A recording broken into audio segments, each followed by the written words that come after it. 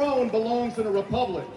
Let them say that here we remembered who we are, and we fought like hell to keep that republic.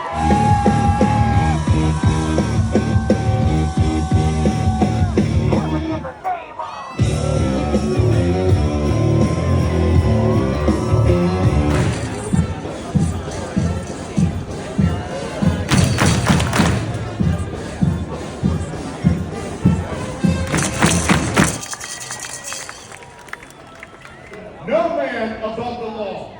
Not then, not now,